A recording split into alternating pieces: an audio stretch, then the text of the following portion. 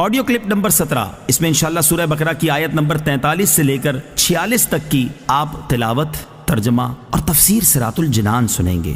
بسم اللہ الرحمن الرحیم۔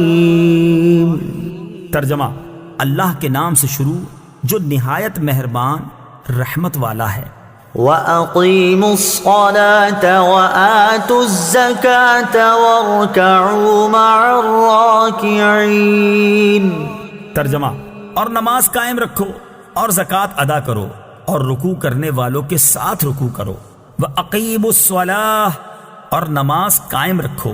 اس سے پہلی آیات میں یہودیوں کو ایمان لانے کا حکم دیا گیا، پھر انہیں حق کو باطل کے ساتھ ملانے اور نبی کریم علیہ الصلوۃ والسلام کی نبوت کے دلائل چھپانے سے منع کیا گیا۔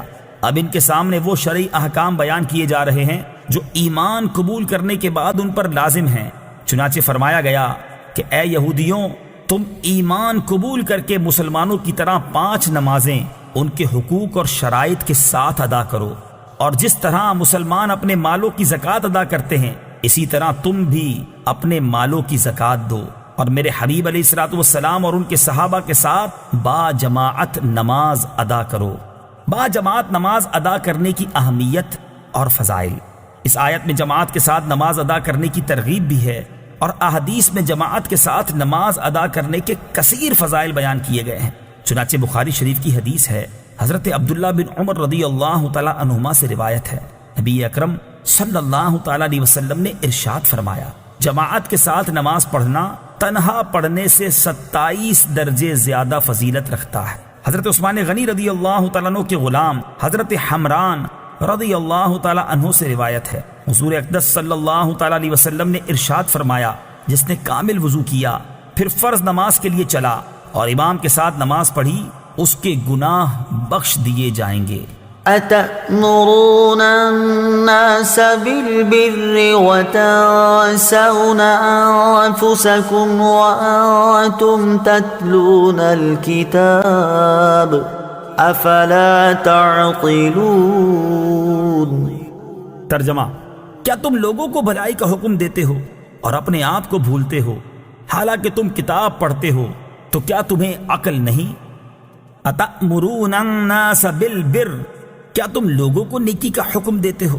تفسیر صراط الجنان میں ہے، یہ آیت مبارکہ ان یہودی علماء کے بارے میں ہے جن سے ان کے مسلمان رشتہ داروں نے دین اسلام کے متعلق دریافت کیا تو انہوں نے کہا، تم اس دین پر قائم رہو، محمد صلی اللہ تعالی علیہ وسلم کا دین حق اور کلام سچا ہے۔ یہ ان یہودیوں کے حق میں نازل ہوئی جنہوں نے مشرکین عرب کو حضور اقدس صلی اللہ تعالی علیہ وسلم کے مبعوث ہونے کی خبر دی تھی اور حضور پرنور صلی اللہ تعالی علیہ وسلم کی پیروی کرنے کی ہدایت کی تھی۔ پھر جب نبی پاک علیہ الصلوۃ والسلام مبعوث ہوئے تو یہ ہدایت کرنے والے حسد سے خود کافر ہو گئے، تو انہیں فرمایا گیا کہ لوگوں کو نیکی کا حکم دیتے ہو اور خود کو بھلاتے ہو۔ یاد رہے، اس آیت کا شان نزول خاص ہونے کے باوجود حکم عام ہے، اور ہر نیکی کا حکم دینے والے کے لیے اس میں تعزیانہ عبرت ہے۔ وَاسْتَعِينُوا بِالصَّبْرِ وَالصَّلَاةِ وَإِنَّهَا لَكَبِيرَةٌ إِلَّا عَلَى الْخَاشِعِينَ الَّذِينَ يَظُنُّونَ أَنَّهُم مُّلَاقُو رَبِّهِمْ وَأَنَّهُمْ إِلَيْهِ رَاجِعُونَ۔ ترجمہ: اور صبر اور نماز سے مدد حاصل کرو، اور بے شک نماز ضرور بھاری ہے مگر ان پر جو دل سے میری طرف جھکتے ہیں، جنہیں یقین ہے کہ انہیں اپنے رب سے ملنا ہے اور انہیں اسی کی طرف لوٹ کر جانا ہے۔ وَاسْتَعِينُوا بِالصَّبْرِ وَالصَّلَاةِ، اور صبر اور نماز سے مدد حاصل کرو۔ تفسیر صراط الجنان میں ہے، اس آیت کی ایک تفسیر یہ ہے کہ اس سے پہلی آیت میں بنی اسرائیل کو سید المرسلین صلی اللہ تعالی علیہ وسلم پر ایمان لانے، ان کی شریعت پر عمل کرنے، سرداری ترک کرنے اور منصب و مال کی محبت دل سے نکال دینے کا حکم دیا گیا، اور اس آیت میں ان سے فرمایا جا رہا ہے کہ اے بنی اسرائیل، اپنے نفس کو لذتوں سے روکنے کے لیے صبر سے مدد چاہو، اور اگر صبر کے ساتھ ساتھ نماز سے بھی مدد حاصل کرو تو سرداری اور منصب و مال کی محبت دل سے نکالنا تمہارے لیے آسان ہو جائے گا۔ بے شک نماز ضرور بھاری ہے، البتہ ان لوگوں پر بھاری نہیں جو دل سے میری طرف جھکتے ہیں۔ دوسری تفسیر یہ ہے کہ اے مسلمانوں، تم رضائے الہی کے حصول اور اپنی حاجتوں کی تکمیل میں صبر اور نماز سے مدد چاہو۔ سبحان اللہ، کیا پاکیزہ تعلیم ہے۔ صبر کی وجہ سے قلبی قوت میں اضافہ ہے، اور نماز کی برکت سے اللہ تعالیٰ سے تعلق مضبوط ہوتا ہے، اور یہ دونوں چیزیں پریشانیوں کو برداشت کرنے اور انہیں دور کرنے میں سب سے بڑی معاون ہیں۔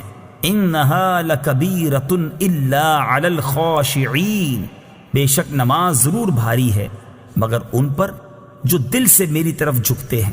تفسیر صراط الجنان میں ہے، آیت کے اس حصے اور اس کے بعد والی آیت کا خلاصہ یہ ہے کہ گناہوں اور خواہشات سے بھرے ہوئے دلوں پر نماز بہت بوجھل ہوتی ہے، اور عشق و محبت الہی سے لبریز اور خوف خدا سے جھکے ہوئے دلوں پر نماز بوجھ نہیں، بلکہ نماز ان کے لیے لذت و سرور اور روحانی و قلبی معراج کا سبب بنتی ہے۔ اور یہ وہ لوگ ہیں جو اپنے رب عز و جل سے ملاقات پر یقین رکھتے ہیں اور اس مولا کریم کے دیدار کی تڑپ رکھتے ہیں۔